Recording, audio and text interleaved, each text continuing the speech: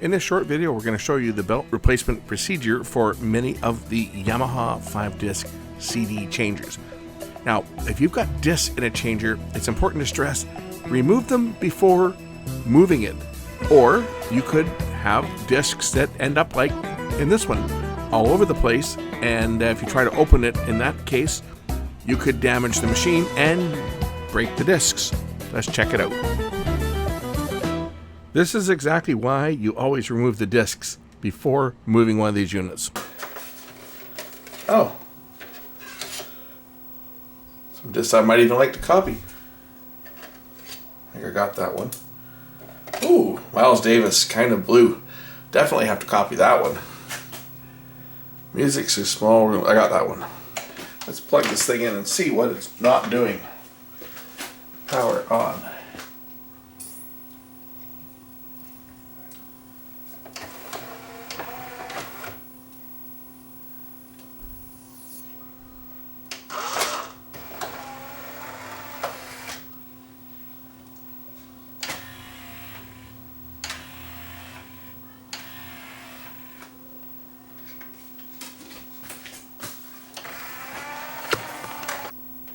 Apparently the disc tray doesn't open on it, so let's try and open it here.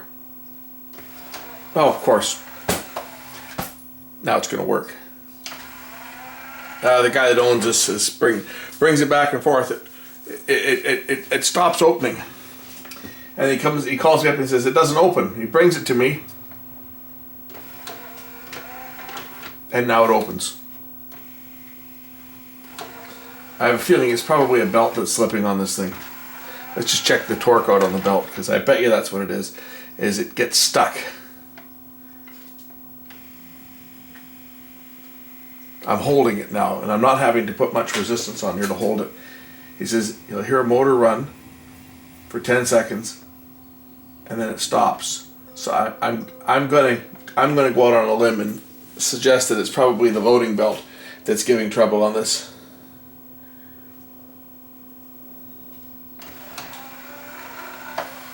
So let's change the loading belt.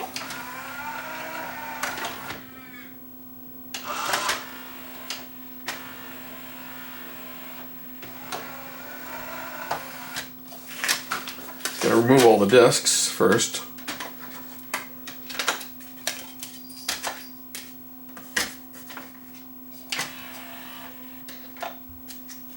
The loading belt on these Yamahas is relatively easy to change as long as you've got the drawer open.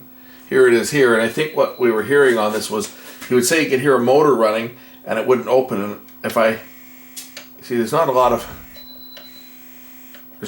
torque on there, so I have a feeling that this belt is his problem. We'll take the old belt out. I'm going to see if I can find a replacement for that one and give this thing some new life. This belt, it's not broken and it's not even stretched, but it's really slippery. Okay, I found another belt that's I believe about the same size. Should be okay. That's the hard part, is getting it threaded over top of the pulley.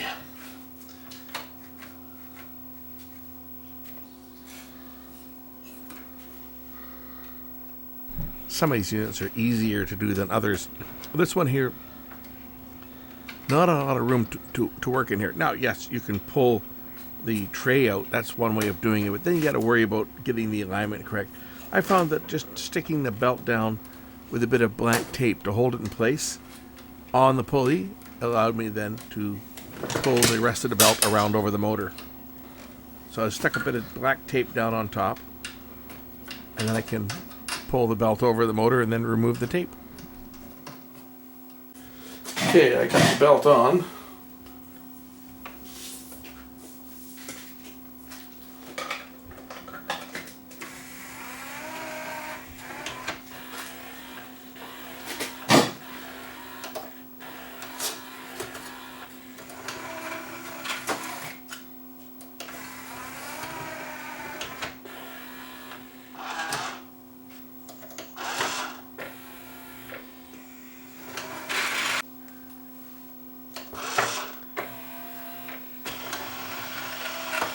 So there's the unit now, new belt in place.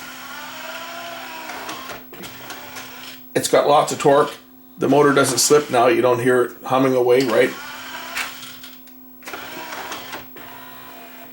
So I think we are probably in the clear. These things are noisy, these machines, when they open. When they open and close, these things are relatively noisy anyway, so. I'll put his discs in. I'll be putting them back in his disc holder, but we'll put the discs in for testing.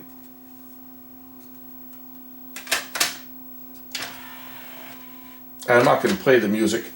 The unit itself works. I just want to put it through its paces, make sure that it reads and plays. And there we go, it's playing. I hit the play exchange button here. Where is it? I think you just open it. Yeah, you can just open this one here and it'll open up while the disc is playing. So you can change for them without interrupting playback. So if I stop this, of course, the advantage to the Sony was when you stopped it and released the disc, you can change all 5 of them, whereas this one you can only change 4, and then you have to hit the disc skip. And on some of the Sonys, the disc tray didn't come out as far either. Some of the Sonys, it only came out halfway, and you could change 2 of them, and then you hit your disc exchange button, and it would turn the other direction so you could change the other 2. And then you get the Rotels and the NADs, which are essentially the same, which they just freewheels. You can just turn the tray around by hand. There we go. That's how to change the belt the easy way without taking apart the mechanism. The hard way is you pull the front off, you pull off the disc clamp, and then you can actually lift the whole tray out. Then you can slip the belt on. But it's pretty easy to do it. I guess you guys saw how I did it. I just took a little piece of tape, and I just stuck a little piece of tape around the gear and used that when I pushed the tray in slightly. That made it a pretty quick and easy fix. Thanks for watching.